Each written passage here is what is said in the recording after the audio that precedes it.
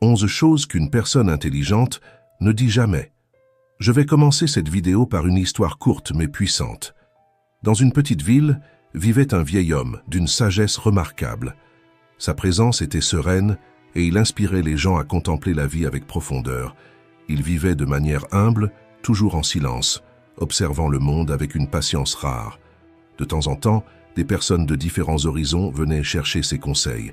Elles repartaient avec un cœur plus léger, un esprit plus clair et la sensation d'avoir touché quelque chose d'essentiel. Un jour, un jeune homme inquiet et curieux arriva chez lui. Il était connu pour parler sans cesse, toujours rempli d'histoires et d'opinions qu'il partageait sans filtre. Pourtant, au fond de ce flot de paroles, il ressentait un vide que ses paroles incessantes ne parvenaient pas à combler. Le sage l'observa attentivement et, percevant ce qui manquait au jeune homme, lui proposa un défi simple mais transformateur: vivre en silence pendant 7 jours.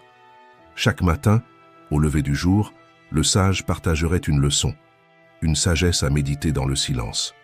Le premier jour, le sage dit: « Ne révèle jamais les secrets des autres. Ce qui est confié en toute confiance doit être gardé comme un trésor, car trahir la confiance détruit des liens profonds et laisse des marques difficiles à effacer. » Le jeune homme, qui jusque-là parlait de tout avec tout le monde, sentit le poids de cette responsabilité. Il comprit que, bien souvent, il est nécessaire de protéger ce qui nous a été confié. Le deuxième jour, le sage enseigna: « Ne dévoile pas tous tes plans. Tout le monde ne partage pas les mêmes aspirations que toi, et parler trop peut attirer l'envie et même des obstacles. Laisse tes actions témoigner de tes rêves. » Le jeune homme sentit la sagesse de ce conseil. Il réalisa qu'en parlant trop, il dissipait son énergie et compromettait ses objectifs. Le troisième jour, le sage dit: « Évite de répandre tes plaintes. En ventilant ta négativité, tu la multiplies, affectant à la fois toi-même et les autres. Cherche la réconciliation et le pardon là où c'est nécessaire, mais évite de semer l'amertume. » Pour la première fois, le jeune homme prit conscience que ses plaintes étaient une forme de fuite, un moyen d'éviter de confronter ses propres émotions. Le quatrième jour, le sage enseigna: « Ne te vante pas de tes bonnes actions.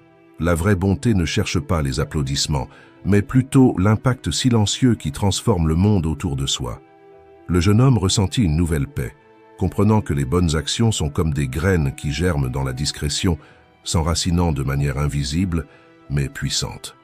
Le cinquième jour, le sage dit: « Abstienne-toi de discuter des défauts des autres. En pointant les faiblesses d'autrui, tu perds l'occasion de développer l'empathie et la compassion. Nous portons tous des fardeaux et des imperfections. » À ce moment-là, le jeune homme comprit que le jugement en disait plus sur lui que sur les autres. Le sixième jour, le sage conseilla: « Ne partage pas tes peurs inutilement. En les gardant pour toi, tu te donnes la chance de les affronter avec courage, au lieu de permettre aux autres de les utiliser contre toi. » En réfléchissant, le jeune homme comprit que certains défis se relèvent mieux dans le silence, où la force intérieure grandit sans interférences extérieures. Enfin, le septième jour, le sage partagea la dernière leçon: « Évite de parler de tes richesses ou de tes possessions. La vraie valeur ne réside pas dans les biens matériels, mais dans la générosité et la sagesse que nous portons en nous. » Le jeune homme reconnut qu'il avait cherché une validation extérieure, alors que la véritable richesse avait toujours été dans son cœur. À la fin de ces 7 jours, le jeune homme n'était plus le même. Il avait trouvé une paix qu'il n'imaginait même pas possible. Le silence l'avait connecté à quelque chose de profond, lui permettant de ressentir la satisfaction que la parole incessante n'avait jamais apportée. Il remercia les sages et reprit son chemin, avec la certitude que ces 7 leçons n'étaient pas des secrets, mais bien les piliers d'une vie sereine et harmonieuse. Ces 7 leçons sont, pour lui et pour nous, des guides essentiels. Les secrets des autres, les plans personnels, nos insatisfactions, nos actes de bonté, les défauts d'autrui, nos peurs et nos possessions sont mieux préservés comme quelque chose d'intime, sans le besoin d'exposition. Maintenant que nous avons compris ces leçons de sagesse, explorons 11 choses qu'une personne véritablement sage évite de dire. Comme le disait Platon, « Sage est celui qui parle parce qu'il a quelque chose à dire. Idiot est celui qui parle parce qu'il doit dire quelque chose. » Une personne intelligente mesure ses paroles avec le cœur et avec l'esprit. consciente que même une simple phrase peut profondément influencer la vie des autres. 1. Commérage. Imaginez que vous êtes au travail et en prenant votre café, vous entendez quelqu'un dire « Tu as vu ce qui est arrivé à Juliette ?» ou « As-tu remarqué que le patron a réprimandé Richard ?» Ce genre de commentaire suscite une réaction immédiate, une curiosité presque irrésistible. Mais avez-vous vraiment besoin de savoir? Le commérage est une invitation déguisée. Il semble inoffensif, mais il nous entraîne dans un cycle de négativité et de perte de temps. Les personnes qui comprennent l'importance de rester concentrées savent que le commérage est comme un bruit de fond. Il nous éloigne de ce qui compte vraiment et nous attache à des situations qui n'ont rien à voir avec notre propre développement. Pourquoi alors sommes-nous si attirés par le commérage? Une étude de l'Université de Californie montre qu'environ 65% de nos conversations quotidiennes impliquent une forme de commentaire sur les autres. Cela révèle combien nous sommes liés au besoin de savoir ce qui se passe autour de nous, comme si le drame des autres était une distraction de notre propre monde. Mais cette énergie, qui pourrait être utilisée pour grandir et apprendre, finit par être drainée dans des sujets qui ne nous mènent nulle part. Autrefois, les commérages avaient un but. Selon l'anthropologue Robin Dunbar, ils aidaient nos ancêtres à se connecter et à partager des informations essentielles pour leur survie. Cependant, cette habitude, autrefois vitale, devient aujourd'hui souvent un obstacle qui nous empêche de progresser personnellement. Comment savoir si nous exagérons? C'est simple. Si ce que nous allons dire pourrait causer de l'inconfort à une autre personne ou nous faire rire du malheur d'autrui, il est temps de réfléchir. Au lieu de nourrir cette curiosité pour des faits qui ne nous apportent rien, demandez-vous, est-ce que j'enrichis ma vie en sachant cela? En changeant de perspective, nous évitons de nous attarder sur des détails qui ne contribuent pas à notre bien-être. Résister au commérage est un exercice de maîtrise de soi et d'intelligence émotionnelle. Lorsque quelqu'un dit « n'y pense pas », notre esprit résiste naturellement. Mais il existe un truc. Au lieu de résister, redirigez votre attention. Au lieu d'absorber des commérages, pourquoi ne pas rechercher des connaissances? Pourquoi ne pas partager une idée ou apprendre quelque chose de nouveau? Socrate disait « La meilleure façon de se forger une bonne réputation est d'être ce que vous souhaitez paraître. Nos choix montrent qui nous sommes vraiment, et les mots que nous partageons construisent l'image que nous renvoyons au monde. Voici quelques stratégies pour vous aider à abandonner l'habitude des commérages. Premièrement, essayez un défi. Pendant les 7 prochains jours, évitez au maximum de commenter la vie des autres. À la fin de la semaine, vous constaterez à quel point cela transformera votre façon de voir les relations et combien vous vous sentirez plus léger. Deuxièmement, en entendant quelque chose de négatif sur quelqu'un, essayez de changer le ton de la conversation vers quelque chose de positif, en reconnaissant les qualités de la personne en question. Cela vous aide non seulement à vous éloigner des commérages, mais élève également l'énergie du dialogue. Enfin, pratiquez une pause consciente. Avant de parler, respirez profondément. Ce bref instant vous permet de choisir des mots constructifs au lieu de commentaires futiles. Si, par moment, vous succombez à la tentation, ne vous en voulez pas. La réflexion est la clé pour transformer un écart en apprentissage. Reconnaissez la valeur de vos mots et le pouvoir qu'ils ont de construire ou de détruire, autant à l'intérieur de vous-même qu'autour de vous. Pendant les 7 prochains jours, défiez-vous d'abandonner les commérages. Essayez de vous concentrer sur ce qui compte vraiment et observez comment cette pratique transforme votre perception, renforce vos relations et approfondit votre compréhension de ce qui vaut vraiment la peine d'être partagé. 2. Parlez sous l'impulsion. Combien de fois avez-vous remarqué que les mots sortent de votre bouche avant même que votre cerveau ait eu le temps de traiter ce que vous vouliez vraiment dire? Nous avons tous vécu cela. Mais ceux qui maîtrisent l'art du silence stratégique apprennent à choisir leurs mots avec soin et intention. Parler moins et écouter davantage est un principe puissant, et le philosophe stoïcien Zénon de Citium en était bien conscient. Il disait « Nous avons 2 oreilles et une bouche pour écouter 2 fois plus que nous ne parlons. » La science confirme cette sagesse. Une étude de l'université de Harvard a révélé que les personnes qui réfléchissent avant de parler sont perçues comme plus intelligentes et dignes de confiance. Un silence bien appliqué transmet sécurité et intelligence. C'est un outil puissant qui peut éviter bien des regrets. Mais comment éviter ces paroles précipitées dont on se repent presque toujours? Essayez un simple exercice. Avant de parler, surtout dans les moments de tension, marquez une pause et comptez jusqu'à 5. Ces 5 secondes peuvent faire la différence entre une réponse impulsive et une réflexion qui enrichit la conversation. Imaginez-vous dans une discussion familiale animée, sur le point de dire quelque chose de blessant. Mais vous respirez profondément, comptez jusqu'à 5, et durant ce laps de temps, votre esprit trouve une réponse plus mature et constructive. En plus de compter jusqu'à 5, pratiquez la pleine conscience. Cela signifie être conscient de vos pensées et de vos émotions avant de parler, comme si vous filtriez chaque mot. Cette pratique aide à transformer les impulsions en réponses réfléchies, ce qui améliore vos relations et évite les malentendus et les regrets. Le psychologue Daniel Goleman, auteur de l'intelligence émotionnelle, suggère que les personnes dotées d'une grande intelligence émotionnelle sont plus aptes à contrôler leurs impulsions, y compris celle de parler sans réfléchir. Il affirme que cette capacité renforce l'empathie et la compréhension dans nos interactions. Une autre technique utile consiste à utiliser l'acronyme PENSER. P pour positif, E pour éducatif, N pour nécessaire, S pour sincère et Z pour zélé, dévoué. Si ce que vous vous apprêtez à dire ne répond pas à au moins 3 de ces critères, il serait peut-être préférable de ne rien dire. Souvenez-vous, les mots ont du pouvoir. Ils peuvent bâtir des ponts ou creuser des fossés, guérir des blessures ou les rouvrir, inspirer la grandeur ou semer le doute. Et même si vos paroles sont pardonnées, certaines peuvent ne jamais être oubliées.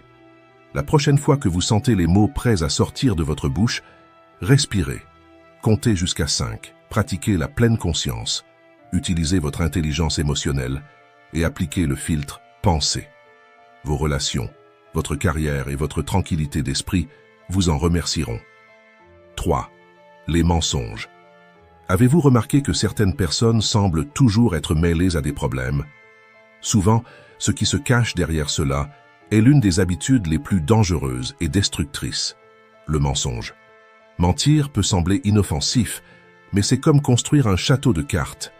Chaque mensonge ajouté affaiblit la base, rendant le tout de plus en plus instable. Il suffit d'un petit souffle pour que tout s'effondre. La vérité, c'est que nous avons tous déjà raconté un petit mensonge à un moment donné. Mais il y a une grande différence entre des mensonges occasionnels et faire de la malhonnêteté une habitude.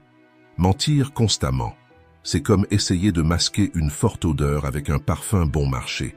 Cela semble fonctionner un instant, mais finalement, l'odeur de la malhonnêteté se fait sentir et les gens finissent par s'éloigner. Après tout, qui voudrait se rapprocher de quelqu'un en qui il ne peut pas avoir confiance? Pourquoi mentons-nous alors? La plupart du temps, nous mentons par peur. Peur d'affronter un conflit, d'être jugé, ou simplement parce que cela semble être le chemin le plus facile. Cependant, les personnes intelligentes savent que l'honnêteté, même inconfortable, est la voie la plus sûre pour des relations durables et respectueuses. L'honnêteté renforce les liens, tandis que le mensonge érode la confiance qui met des années à se construire. Imaginez vos relations comme un compte bancaire. Chaque acte honnête est un dépôt, tandis que chaque mensonge est un retrait. Les mensonges répétés peuvent mettre ce compte émotionnel à découvert, épuisant la confiance et emportant le respect. Cela ne signifie pas que l'honnêteté doit être brutale. L'intelligence émotionnelle est essentielle pour savoir quand être honnête et quand il vaut mieux rester silencieux. Par exemple, si un ami qui, vous le savez, accepte mal les critiques, vous demande votre avis et que tout ce qu'il souhaite réellement est une approbation, un simple « je vais te laisser réfléchir à cela » pourrait être suffisant. L'honnêteté n'est pas synonyme d'insensibilité. Il est possible d'équilibrer vérité et gentillesse, comme l'a si bien dit quelqu'un. La vérité sans tact est de la cruauté, mais le tact sans vérité est de la manipulation. La prochaine fois que vous ressentez l'envie de mentir, réfléchissez à savoir si cela vaut la peine de mettre en danger votre intégrité. Les mensonges nous privent de la chance d'être fidèles à qui nous sommes réellement. C'est comme porter un poids supplémentaire sur la conscience, qui au bout du compte ne fait qu'entraver votre propre croissance. Partagez cette vidéo discrètement avec ceux à qui vous pensez qu'elle pourrait profiter. Et avant de partir, abonnez-vous à la chaîne et aimez cette vidéo pour aider davantage de personnes à réfléchir au pouvoir transformateur de l'honnêteté. 4. Détails financiers intimes. Imaginez que votre compte bancaire est comme un coffre-fort précieux. Vous donneriez la combinaison de ce coffre à n'importe qui? Bien sûr que non. Lorsqu'il s'agit d'argent, la discrétion est une stratégie intelligente. Garder vos détails financiers secrets, c'est comme verrouiller une partie cruciale de votre vie, la protégeant des jugements et des jalousies qui peuvent miner vos relations. Warren Buffett, l'un des investisseurs les plus respectés au monde, a dit un jour « Ne dites jamais à personne combien vous gagnez. C'est impoli et cela coûte cher. » Il avait raison. Partager des informations financières intimes, c'est donner aux autres la permission de s'immiscer dans votre vie financière. Quand nous parlons de ce que nous gagnons ou des détails de notre patrimoine, nous ouvrons la porte aux comparaisons, aux jugements et parfois même aux sentiments de rivalité. Une étude de l'Université de Chicago le confirme. Les personnes qui gardent leurs finances privées ont tendance à avoir des relations plus saines et moins marquées par la compétition. Garder votre situation financière privée, c'est comme mettre une couche invisible de protection autour de vous. Cela évite les malentendus, vous protège de la jalousie et garde à distance ceux qui pourraient chercher des opportunités à vos dépens. Cela ne signifie pas que vous devez être inaccessible sur le sujet. Partagez des informations financières lorsque cela est nécessaire, comme dans des discussions avec votre partenaire ou votre conseiller financier. Mais, en dehors de ces situations, il est sage de garder ces détails pour vous. Si quelqu'un insiste pour en savoir plus sur votre situation financière, envisagez une réponse humoristique ou vague, comme « Ce ne sera pas encore ce mois-ci que j'aurai besoin d'un prêt, mais merci de vous en inquiéter » ou « Je suis heureux avec ce que j'ai ». Ce genre de réponse respecte la curiosité des autres sans révéler des informations qui pourraient nuire à votre intimité. Rappelez-vous que votre situation financière est une affaire personnelle et mérite d'être traitée comme telle. Protéger ces détails vous donne le pouvoir de contrôler l'image que vous projetez et d'éviter les mauvaises interprétations. Alors, la prochaine fois que quelqu'un essaie de creuser dans votre vie financière, souvenez-vous que garder un peu de mystère est un acte d'intelligence et d'élégance. 5. Faire des provocations. Avez-vous déjà été dans une situation où quelqu'un a essayé de vous provoquer, tentant de faire bouillir votre sang et de vous pousser à réagir? Avant de tomber dans ce piège, il vaut la peine de comprendre pourquoi les personnes intelligentes évitent les provocations. Les provocations sont comme des publicités agaçantes qui interrompent votre série préférée, sans but, sans valeur. Quand quelque chose de ce genre apparaît, que faites-vous? Vous changez de chaîne. Il en va de même pour les provocations. Changez de focus, ne vous impliquez pas. Notre cerveau réagit aux provocations comme s'il s'agissait de menaces, activant l'instinct de défense et nous préparant à contre-attaquer. Mais c'est là que l'intelligence émotionnelle entre en jeu, une compétence puissante qui nous permet de voir au-delà de la façade des mots et de comprendre les intentions qui se cachent derrière. Les personnes émotionnellement intelligentes savent que les provocations reflètent souvent l'insécurité, la frustration ou l'ennui de l'autre. Éviter de répondre à une provocation n'est pas une faiblesse, c'est une démonstration de force et de maîtrise de soi. Imaginez qu'en évitant la dernière part de pizza quand vous êtes au régime, vous ressentez la fierté d'avoir vaincu la tentation. De la même manière, résister à une provocation procure la satisfaction de rester maître de soi. Quand quelqu'un essaie de vous déstabiliser, visualisez-vous comme un mur solide. Les provocations viennent s'y heurter, tombant au sol, sans vous affecter. Si nécessaire, utilisez l'humour comme un bouclier. Une réponse légère ou une plaisanterie désarme le provocateur et dissipe la tension, transformant une situation potentiellement conflictuelle en un moment détendu.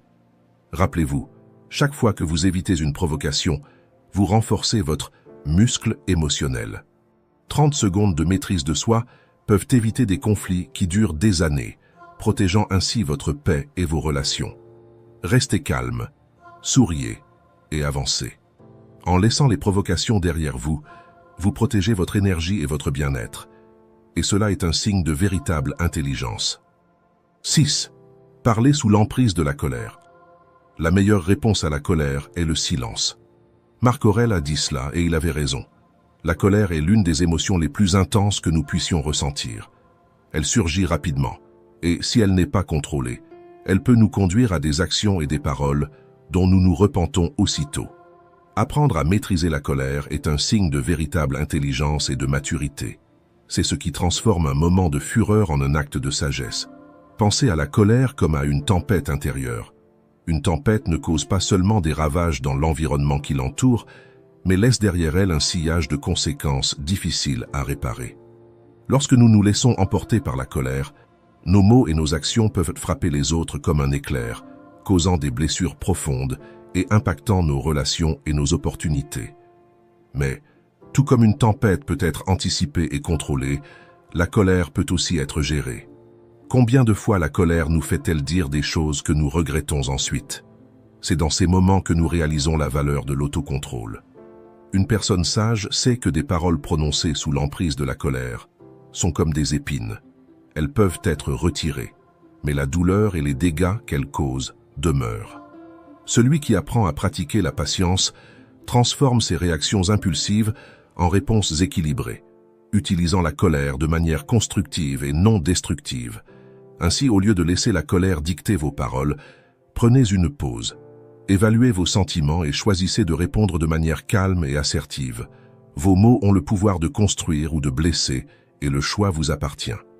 Contrôler la colère n'est pas réprimer vos sentiments, mais les canaliser de manière à maintenir le respect et l'harmonie avec ceux qui vous entourent.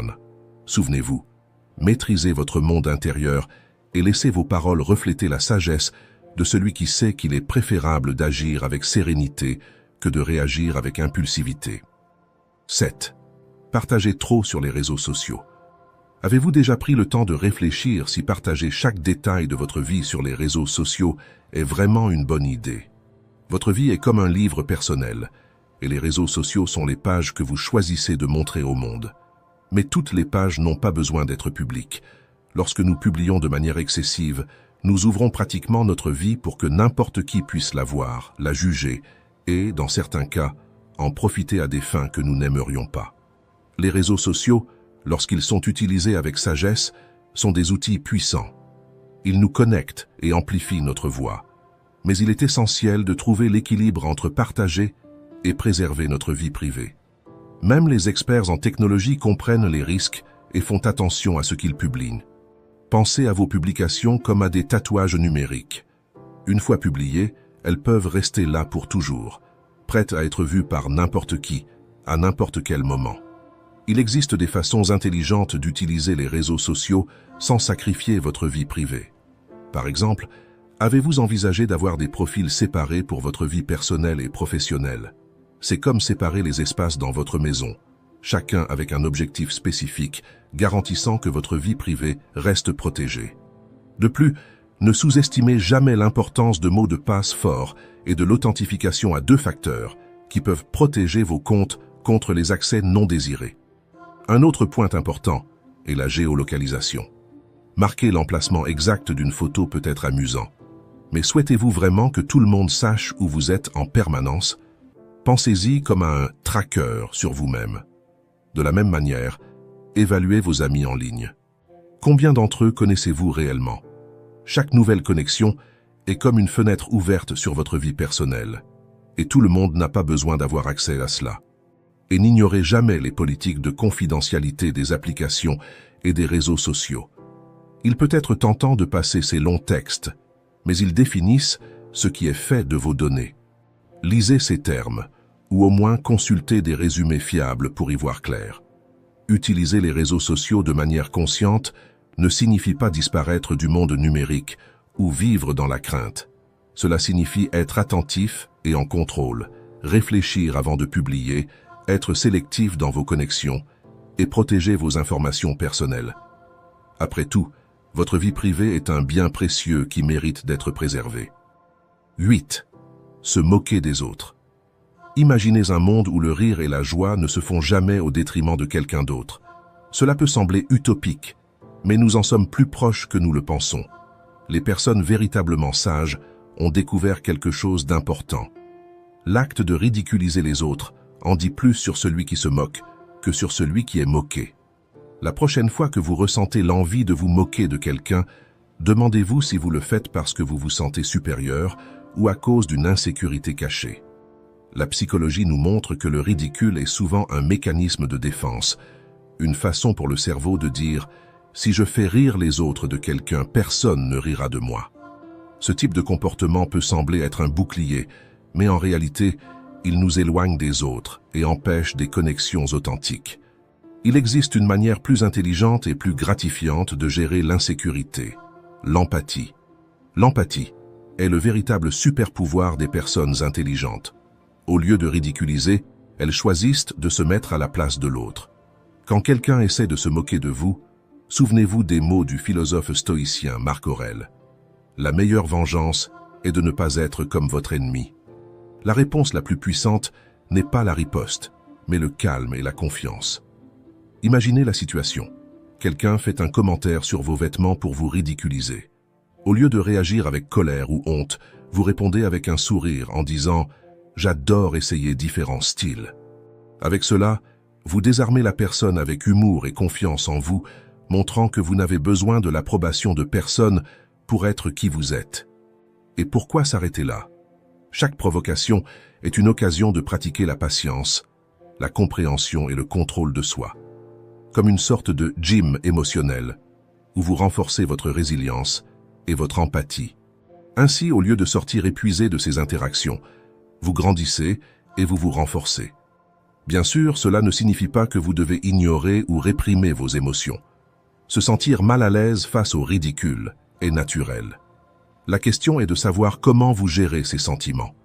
Les personnes les plus intelligentes comprennent qu'elles n'ont pas besoin de réagir à chaque provocation. Elles choisissent leur réponse avec sagesse. Quand vous arrêtez de ridiculiser les autres, quelque chose d'extraordinaire se produit. Les personnes autour de vous commencent à se sentir plus à l'aise. Les conversations deviennent plus sincères et vous gagnez le respect de ceux qui apprécient un environnement de confiance. Le rire reste un excellent remède, mais la différence réside dans le fait de rire avec les autres, et non d'eux. C'est un petit changement, mais qui fait une énorme différence. Alors, la prochaine fois que vous vous sentez tenté de vous moquer de quelqu'un, respirez profondément et demandez-vous que ferait une personne vraiment intelligente dans cette situation. 9. Les engagements vides. S'engager dans quelque chose que vous savez ne pas pouvoir tenir, c'est comme émettre un chèque sans provision. Sur le moment, cela peut sembler une bonne idée, mais quand vient le moment d'honorer l'engagement, la confiance se brise, tout comme la crédibilité. Ces engagements vides peuvent sembler insignifiants, mais ils ont un impact profond et cumulatif sur les relations personnelles et professionnelles. Pourquoi tombons-nous dans ce piège? Souvent, la recherche de l'approbation sociale nous pousse à dire « oui » sans réfléchir. Notre cerveau nous encourage à faire plaisir aux autres et accepter paraît être le chemin le plus facile. Pourtant, à long terme, cette attitude nous nuit. Imaginez que votre cerveau soit comme une banque émotionnelle. Chaque promesse que vous faites est un dépôt dans le compte de confiance de l'autre personne. Lorsque vous ne tenez pas parole, c'est comme effectuer un retrait. Avec de nombreux retraits, vous vous retrouvez à découvert émotionnel et la confiance se perd. Comment éviter ces engagements vides? Voici quelques conseils pratiques. Premièrement, réfléchissez avant de parler. Avant de dire oui, réfléchissez si vous pouvez vraiment tenir cet engagement. Évaluez votre emploi du temps, votre énergie et vos priorités. Deuxièmement, apprenez à dire non. Un non honnête vaut bien mieux qu'un oui vide. S'engager puis annuler au dernier moment peut être plus préjudiciable qu'un refus sincère. Troisièmement, soyez réaliste. Acceptez vos limites et organisez-vous en fonction de ce que vous pouvez réellement accomplir.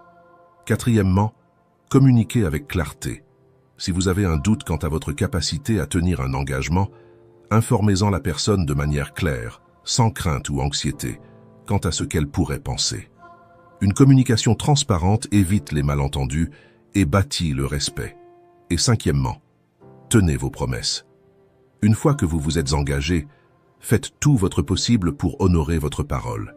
C'est ce qui construit la confiance et une réputation solide. Rappelez-vous, une promesse n'est pas qu'un mot jeté au vent. Dans le monde des affaires et dans la vie personnelle, tenir ses promesses est essentiel, Warren Buffett a dit « Il faut 20 ans pour bâtir une réputation et 5 minutes pour la ruiner ». Une grande partie de cette réputation repose sur votre capacité à tenir parole. La prochaine fois que vous sentirez la tentation de promettre quelque chose sans y réfléchir, rappelez-vous que vos mots ont du poids. Ils ne sont pas des ballons lâchés dans l'air, mais des ancres qui vous lient aux autres. Une personne sage fait peu d'engagements, mais les respecte tous. Promettez peu et faites-en beaucoup. Avec cette attitude, vous bâtissez une réputation solide et des relations basées sur la confiance et le respect mutuel. 10. Ne divulguez pas l'intimité ou les secrets d'autrui.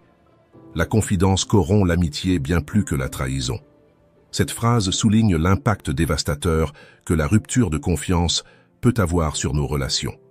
Les personnes intelligentes savent que la confiance est le fondement de toute amitié ou relation. Divulguer ce qui vous a été confié, c'est comme jeter du sable sur les fondations d'une construction solide. Ce qui était autrefois fort et résistant commence à s'effondrer. Imaginez vos relations comme une structure construite avec des briques solides, chacune représentant la confiance déposée en vous par des amis et des proches. En partageant un secret ou une confidence qui vous a été confiée, une fissure se forme dans cette construction. Avec le temps, ces petites fissures s'agrandissent et compromettent l'intégrité de la relation jusqu'à ce que, finalement, l'effondrement soit inévitable. Alors, cela vaut-il la peine de risquer des relations sincères et durables pour un moment éphémère d'attention ou pour le sentiment de se sentir important? Honorer la confiance des autres est bien plus qu'être discret. C'est faire preuve de caractère et d'intégrité. Garder les secrets qui nous sont confiés est une façon de renforcer les liens, de se montrer digne de confiance et de construire une réputation solide et respectable. Traitez la confiance des autres comme un trésor précieux, car en faisant cela, vous renforcez vos relations et développez une base solide sur laquelle les autres peuvent s'appuyer. Valorisez la confiance que les autres placent en vous, pratiquez la discrétion et soyez l'encre de sécurité pour ceux qui vous entourent. 11. Ils ne divulguent pas leurs insatisfactions. Épictète a dit « Ce n'est pas ce qui vous arrive, mais la manière dont vous réagissez à ce qui vous arrive qui importe. » Cette citation souligne que notre paix intérieure ne dépend pas des événements qui nous entourent, mais de la façon dont nous choisissons d'y réagir. Les personnes sages comprennent que partager constamment leurs insatisfactions apporte rarement des solutions et perpétue souvent un cycle de négativité et d'inconfort. Imaginez une tasse de thé. Si vous continuez à agiter la tasse, le thé ne se calme jamais, rendant impossible de le boire. Divulguer constamment ses insatisfactions est comme agiter cette tasse. La turbulence intérieure persiste et ne vous permet jamais de trouver la clarté ou la paix. Au lieu de se concentrer sur le problème, ces personnes préfèrent diriger leur énergie vers des actions et des solutions, transformant l'insatisfaction en une opportunité de croissance. Faites un exercice d'auto-évaluation. Au cours de la dernière semaine, combien de fois avez-vous exprimé vos insatisfactions aux autres? Notez chaque moment où vous avez plaint de quelque chose et réfléchissez au nombre de ces plaintes qui ont réellement conduit à une solution. Souvent, la plainte ne change rien et au contraire, nous maintient enfermés dans la même situation, incapables d'avancer. La question est la suivante. Préférez-vous continuer à agiter votre tasse et rester dans une turbulence constante, ou laisser les feuilles de thé se déposer pour pouvoir savourer le calme et la clarté? Choisir de ne pas divulguer toutes ces insatisfactions permet de préserver la paix intérieure et de diriger son énergie vers des solutions productives. Commencez à vous concentrer sur ce que vous contrôlez. Laissez dans les commentaires laquelle des 11 transformations vous allez adopter dès aujourd'hui. Je vous remercie d'être dans ce voyage de sagesse avec moi.